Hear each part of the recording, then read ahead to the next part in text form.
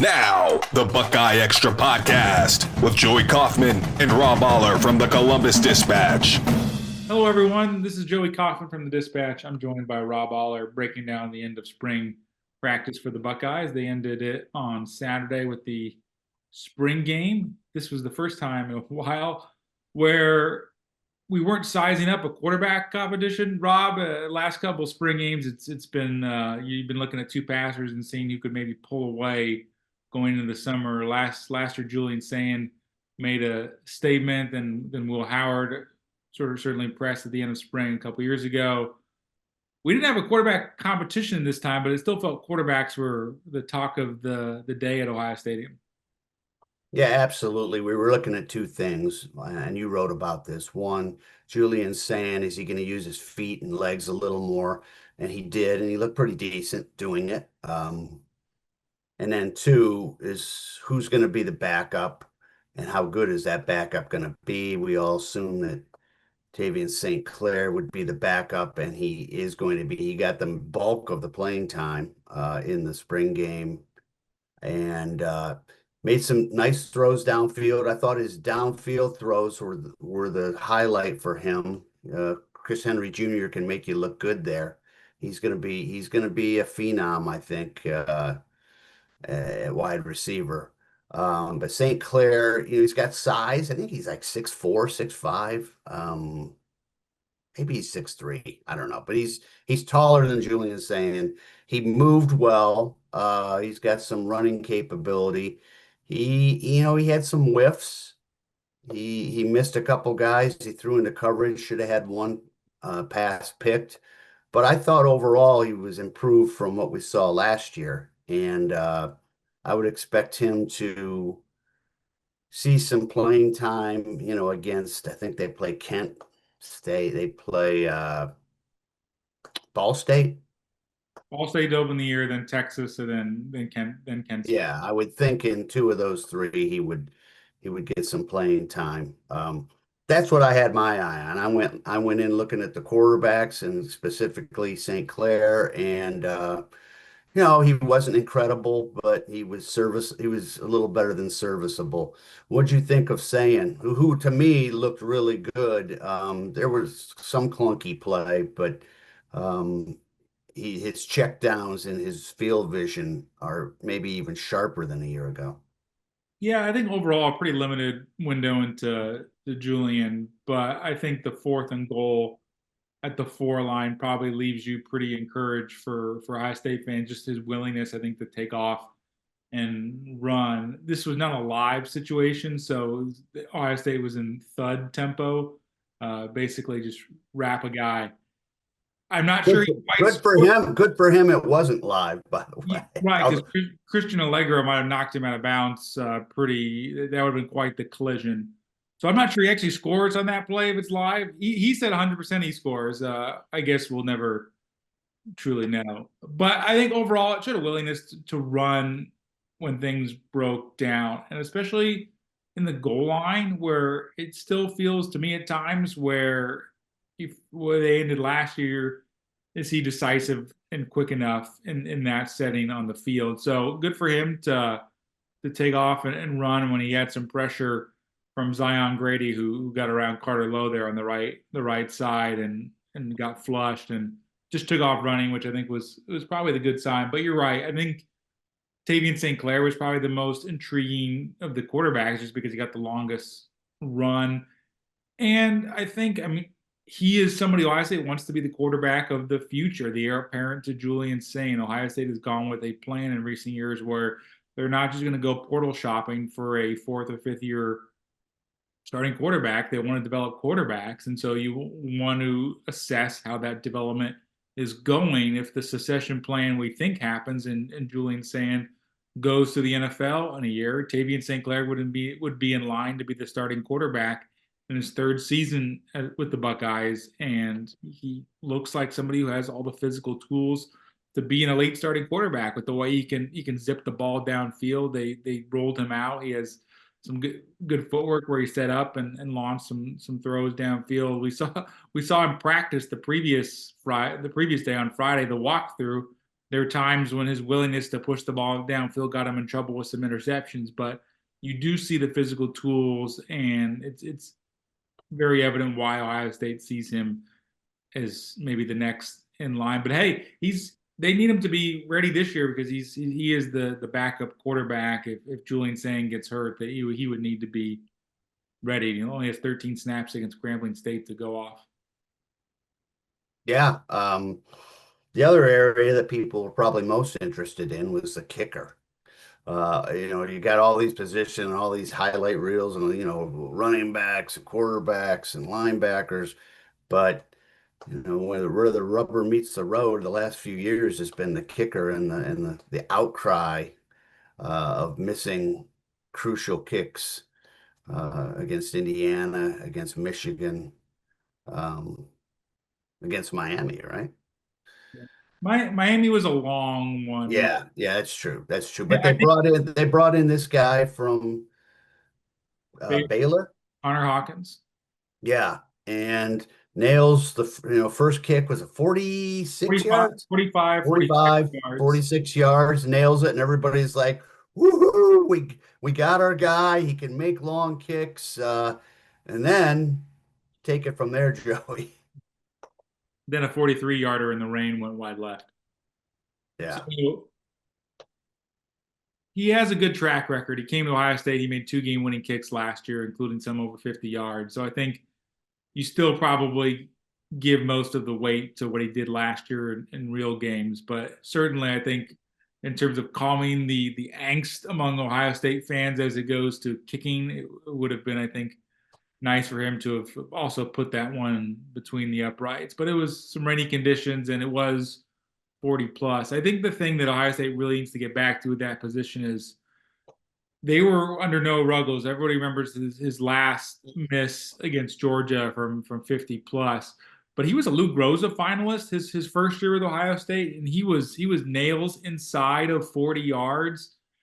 What they at least need to do better is raise the floor. The chip shot field goals that they had missed in games against Indiana and Michigan, those I think were really a nagging for him. You got to be able to make those if you get stuck in the red zone. But maybe they'll have fewer drives stuck in the red zone if they can kind of correct that under new offensive coordinator Arthur Smith. Yeah, I mean, it's spring games of practice, right? So it's hard to get a good read on everybody. I did like the speed of Allegro. Um, he showed something. I think he's going to be pretty good. Whether they play him a little more on the edge or linebacker, depending how that goes. I don't know. I don't know what the plan is there. You can get into that. And otherwise, I'm trying to think who flash. It was hard to tell with the running backs because it's just thud. But I thought everybody looked pretty decent. Yeah, it's a tough evaluation of running backs and stud.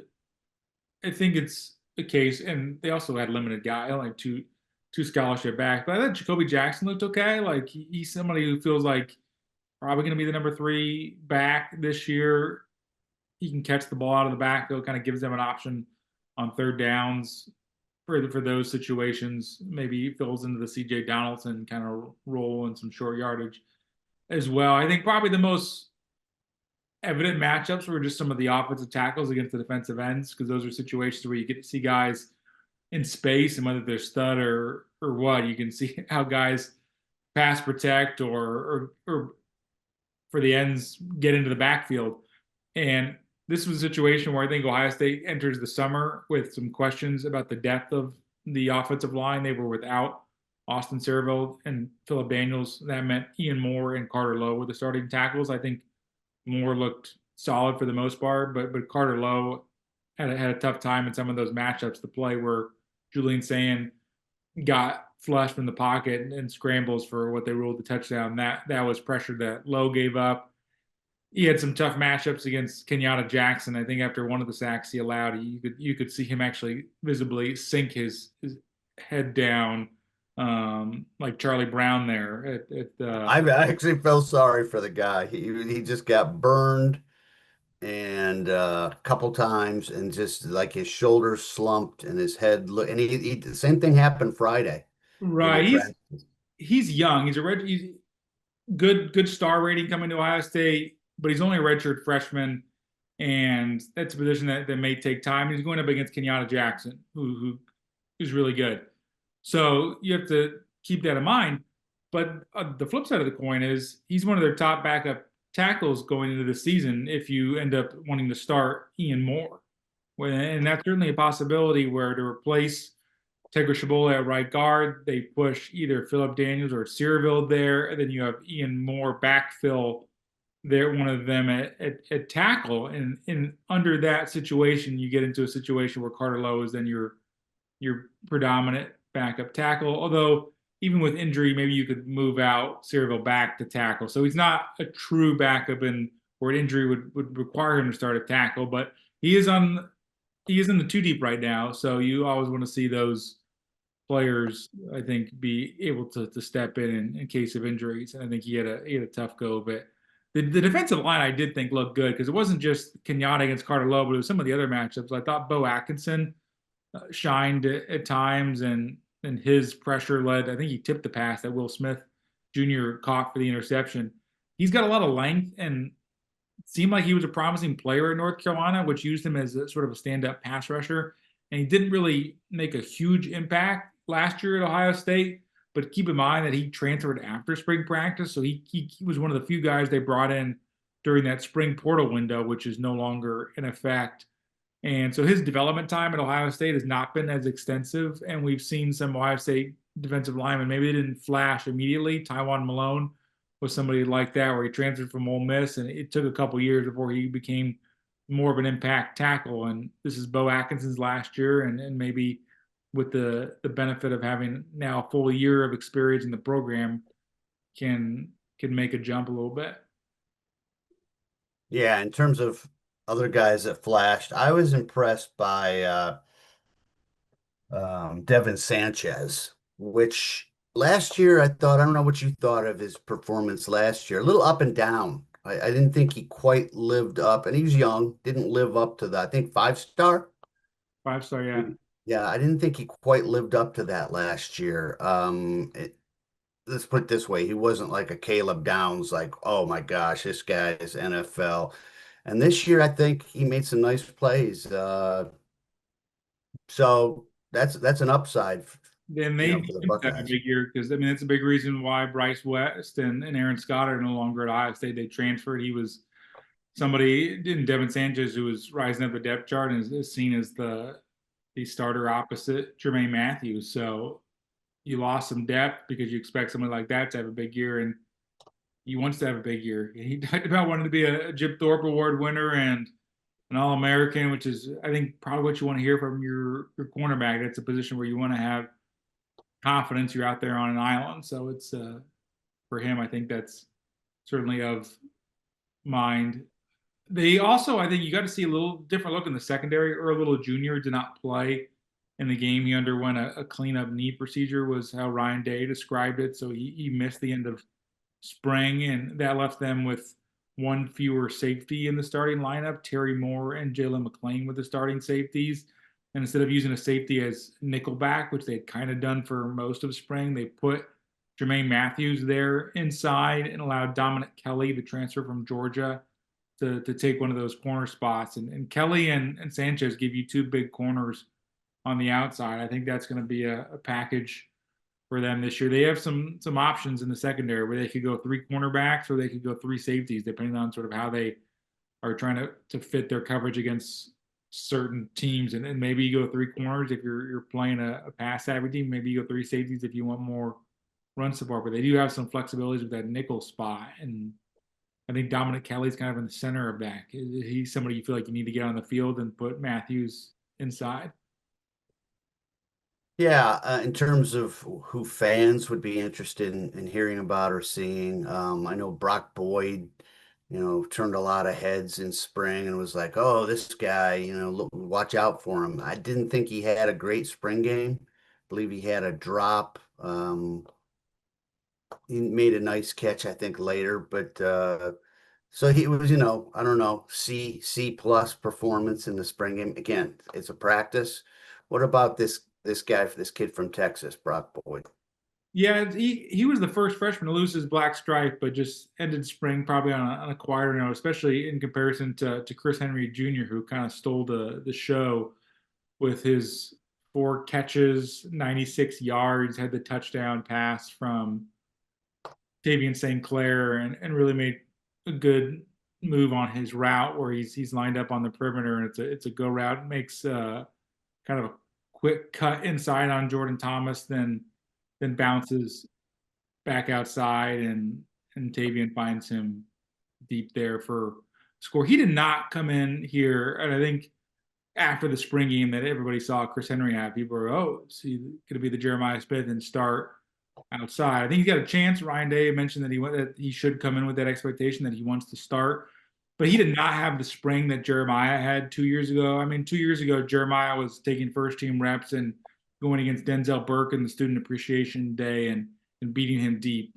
Chris Henry Jr. was going against another freshman, so I think that's some important context to keep in mind. But certainly, he looks somebody who could be impactful for them, the way he just moves and his size on the perimeter. I think Jeremiah is such a tough comparison to make, but I think you think back to Day's first year, 2019, Garrett Wilson didn't start, but was a valuable piece of the receiver rotation as a freshman. So that to me is sort of, I have in my head maybe for what are some more fair expectations for Chris Henry Jr. in his first year.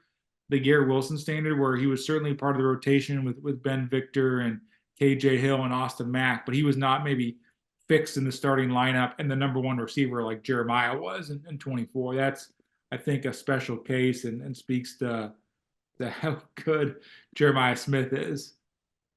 I would agree with that. I hadn't really stood next to Chris Henry Jr. He's a beast. I mean, he's taller than Jeremiah. He's just he's a big dude. And so, losing Carnell Tate, maybe some of the edge is taken off of that by Chris Henry Jr., who at least has size. I mean, Carnell Tate's, body awareness and ability to, catch everything, and his body control, balance on the sideline were exceptional in my view. They were kind of, Garrett Wilson had that too. Does Chris Henry? On the one catch, he really turned his body really nicely and made the play. So I'm not saying he's Carnell Tate. He's definitely not Jeremiah Smith at this point, but he'll see. I think he'll see some time. He'll get on the field for sure, I think. It's hard to imagine them not finding a role for him. Right. Right. He's too, I think, talented and too unique of a prospect not to involve him. And the other thing, he does have a thin frame. He is really long. He will need to fill out, but they're not playing their season opener against Ball State and the trip to Texas in the coming weeks. That's not till September. So he's going to go through the offseason during the conditioning program. He'll have fall camp. So he'll have some chance to really grow, I think, this offseason. But he feels like somebody who's going to play. I think the other thing too is that third wide receiver spot is so wide open right now. I think it's pretty. I mean, obviously Jeremiah Smith is number one, but it's clear I think Brandon Inniss is somebody they view as their number two receiver. When Ryan Day was talking about how they wanted to sort of structure the spring game, he talked about getting Jeremiah and Brandon out of there, which was, I think, a tell that shows you they still see Inniss as their number two wideout, even with all those guys they brought in from LSU and Kyle Parker, then Devin McEwen from UTSA, then you have Boyd and Henry. I think those four are really competing for that third spot. And it's also possible they might rotate more this year with the new wide receivers coach. Yeah, I think they almost have to. And I think they also maybe learned something by the guys that transferred to Notre Dame. They lost some depth there.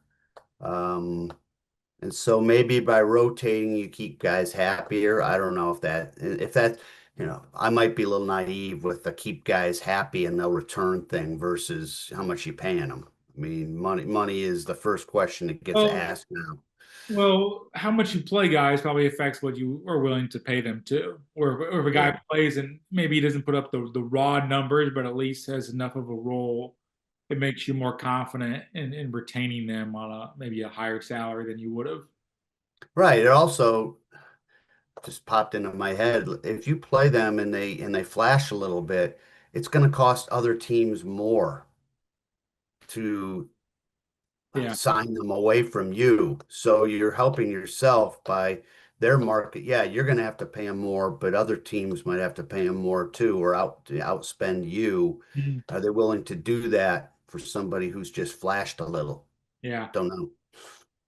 I think it's fair. It's certainly a factor in all this. What did you think of the just the spring game environment?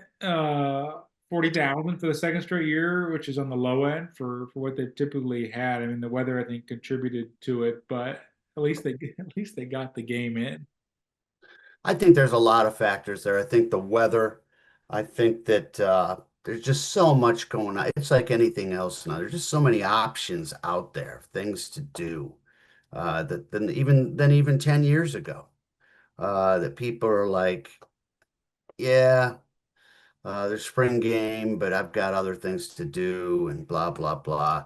And also they charge now, right? I mean, I think They've been charging for a few years. they have, but when they, were they charging when they got 90,000 in there? Maybe they were, I mean, but only 2 years ago they were charging and they got 80,000, and then the year before that yeah, they buy. yeah. So until the last 2 years, they've always had 60,000 under day, not including COVID restrictions. So I think Do students get in free? I don't know. There's because I think back in my day, way, way, way back in the, caveman days, um, we might just pop in there if it was free, just kind of get, sunbathe if it's a nice day. Now it wasn't. So you're right. They'd probably get another 10, at least another 10,000 if it was a beautiful day. Yeah, because some years Um, they get good walk-up crowds and walk-up right, crowds in the tens of thousands for the spring game. And this, right. I think they said they had sold maybe 40,000 during the week. Maybe that was Wednesday or Thursday, and they didn't really Well, get that. yeah, here's my point, I guess. For students, I would have never paid a dime to go to a spring game. I mean, if it was free and you could walk over, sit in the stands, maybe there's some, co-eds, also in the stands, you're a college dude or whatever, you're having a good time, but I'm not paying $13 or $10. That's pizza money, man. So I wasn't gonna do that. And so maybe they miss out on some of that now that they charge. They have to charge. They charge for everything, Joe. Do didn't they I call was surprised. I tell you one thing I was surprised by, and this has probably been there even last year, was Evan Williams bourbon ads in the stadium. And, I'm not a prude, but I was a little surprised just to see bourbon ads um, in the, and I'll give a pitch. Evan Williams, not bad bourbon, especially the, single barrel, small batch, single barrel. That's good stuff. But think of the children. it's funny, not even much more than 10 years ago were they even selling alcohol in the stadium. Right. Yeah, I guess that's, when you've been around as long as I have, that's a little shock to the system. You go from not selling alcohol and, oh, we can't have this. It's college, it's amateur. And now it's like, get your bourbon on. Yeah, I missed that watching ball.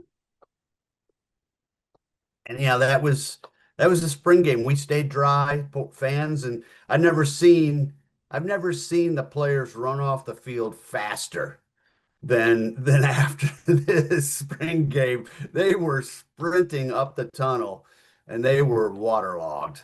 I mean, it was almost raining sideways there for a while, I think. Yeah, they got most. It seemed like most of the first half they got in before the weather They really, did. which is Yeah. not what they tend to use a running clock in the second half anyway, often for the spring game. But I think that the weather certainly factored into their willingness to speed things up and get out of there. I think it's still good that Ohio State does the spring game. A lot of schools have kind of gone away from it, or certainly scaled it back, or called it a showcase, or do some of that stuff. I mean, they put it on Big Ten Network. They put it at the stadium. So I think they still seem to view it as important, especially nowadays. You have so many new players. They have, as we've talked about, they have 51 new players in the roster, mix of transfers and freshmen. They want those guys to do the same pregame routine where you go to St. John, or I don't know if they go to St. John, but they at least do the Buckeye Walk, or and then come through the Rotunda. So a lot of Yeah. that stuff is similar. They'll do a walkthrough in August anyway at the stadium before the season starts, but this is one with fans and the stands. It feels probably most analogous to an actual fall Saturday. Yeah. They also brought in $500,000. Yeah. 40,000 times 13 is $520,000. So A lot of it goes to life sports. yeah, it does. But I mean, it's money, and they're, if you can, and it's a small lift, an easy lift. It seems like bring in 500,000, open up the stadium for a scrimmage that's over in a couple hours. So, I think he's over by two. He's over by yeah, two. right, yeah. So anyhow, spring game. Now it's slow go till fall camp. Yeah, the players are more or less off for the next couple of weeks. They'll sort of scatter around the country as the semester comes to a close, and then they reconvene for their strength and conditioning program for a couple of months before fall camp starts. So you can be the Iron Buckeye over the summer, I guess, in the weight room with McMurati. There you go. Jeremiah, And I'm sure we'll check back in at some point with our season predictions. We've kind of already talked about it, looking ahead with that schedule and what we think they'll do, and that whole business. I think most of us have landed on the consensus tends to be 2-loss season, give or take. I think it could be 1, it could be 3. did your opinion of them change at all coming out of spring? Like, do you feel, oh man, I should be higher on this team, or man, I should be lower? Well, that's a great question. I was impressed by Devin Sanchez, and that was a concern because they lost Igbinosun, and I thought he was under appreciated this past season. He had a really good season, so how are they going to replace him? And Sanchez looked decent. It's one's practice, but he looked decent. The backup quarterback looked decent. I think the O-line is going to be the question mark, as it seems to be almost every year lately. It's like, yeah, Yeah. they have everybody back. I was talking to another writer, and it was like, that's that classic. Hey, the good news is they have everyone back. The bad news is they have everyone back, because the line didn't play well, against Indiana and Miami. So you would think they'd all take a step, but then you got these little nagging injuries. Like, how do those play into it? So I would say keep an eye on the O line. I think the D line is probably a question mark, and then of course you lost, some super talent at linebacker. So, and it's really not a reflection of their lack of talent when I say 2 losses. Seems like it's the consensus. It's based on that schedule. Yeah. It's really as simple as that. I mean, you've got Texas at USC, at Texas. Oregon comes in. You got Michigan home. And You're at Iowa. At Iowa, you're at Nebraska. I mean, would I be shocked if they won them all? No, I'd be pretty highly surprised if they won all those. Would I be shocked if they lost 4? Yeah, I'd be highly surprised if they lost 4. Things did not come together the way they would like if they lose 4. Because everyone's like, lose 4, how could that be? Well, look at the schedule. It's not beyond the realm of possibility. I think 1, 2, 3. You can't go wrong if you say 1 loss, 2 losses, 3 losses. I think you're in the ballpark there. Your thoughts? I agree most of that. I do think the 2 losses, the consensus, and I don't know if I feel any better or worse about them coming out of the spring. Maybe a little better. It does feel like They have a lot of guys who are playable. It feels like a deeper roster. And Yeah. maybe when we were seeing guys leave in the dozens through the transfer portal in January, and we're now assessing them in April. Despite all that attrition, they really, I think, replace guys well. And at certain positions, you have a lot of, I think, options and flexibility for how you want to structure a rotation or package at receiver and in the secondary. They lost a lot of guys at both of those positions that they had wanted to keep. So that to me, I think, is probably one of the things that's become apparent about this team. Defensive line, linebacker, they feel deep. Question is to me still whether they have that high end talent that they had last year, kind of the guys with that freakish athleticism, like Sonny Styles or Arvell Reese. I don't know if that exists. And the offensive line still leaves spring as a question mark. We didn't see Cerebell or Daniels at the end. And it's not only a question mark, I think, in terms of how do they sort of configure the group. Is Ian Moore somebody who can start for you at left tackle and push Cerebell inside, or he might be more of a natural, or do you still feel like you have to keep him at left tackle? I don't know. Offensive line is really the position they did not address in the portal. They added a lineman from Dartmouth, but outside of that, and they added him at the last minute. They really ran it back with the group that they had before, which is a bet they're making. And I think the jury's probably out on them if that's a good bet. It was a good line last year. I think it is important to keep in mind. Things fell apart at the end, but you look at that Indiana loss, I think a lot of those sacks were on Sand. I mean, sacks are not exclusively an offensive line stat. They are a quarterback stat as well.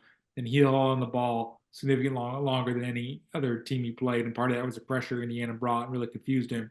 Miami was a case where it felt like the offensive line kind of lost its one-on-ones. But I think those two games skewed it a little bit. I think it was still a good offensive line, but it wasn't as good as it needed to be to win a national championship. So can the line be better this year? I don't think we have any definitive feeling about that coming out of spring, especially with the injuries they had. Right. And they will definitely get tested more. I mean, that's one good thing about the schedule, at least in theory, is that if you can get through that meat grinder, you're ready for the playoff. The last thing I would say is what we don't know, these intangibles. We know about the freakish physical skills of a Sonny Styles, of a Caleb Downs, and others. What we don't know is the leadership. Has there been a leadership void? Who's going to step into that? And in football, that matters. The locker room matters, and especially if things get a little tough, get a little hairy in games, and you lose a game. How do you bounce back? How's the leadership? We don't know that. Yeah, there's some guys who are returning, on offense. How's Julian saying? I'm thinking more on the defensive side. Caleb Downs was such a leader, had such an intellect about the game. Same with Sonny, and just who's going to rise up and be that voice. So that's what we don't know. I guess we'll find out. And I think too, you have those intangible factors. I think about Julian Saint will be a second year as a starting quarterback. That'll be different.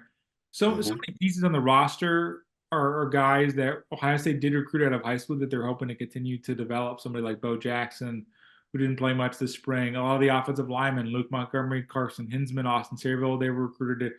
Ian Moore, all recruited out of high school by Ohio State. And Devin Sanchez was somebody that they're hoping to bring along in his second year, also recruited out of high school. I mean, they brought in so much through the portal this offseason that a lot of the talk was focused on who are the new pieces, how do they fit in. But if Ohio State's going to win a national championship this year or go deep in the playoff, a lot of it comes down to just some old-fashioned college football stuff. Can you freshen, contribute right away, and can you develop guys that you identified as high school prospect over a couple of years? And I think that'll be just as important as putting in these new pieces. Yeah, agree with that. That closes us for the end of spring practice. We'll have some occasional offerings this offseason as we inch closer to the summer months, maybe to keep you all entertained in these podcast feeds. But thanks for joining us on our latest edition of the Buckeye Extra Football Podcast, breaking down the spring game of the end of spring football podcast.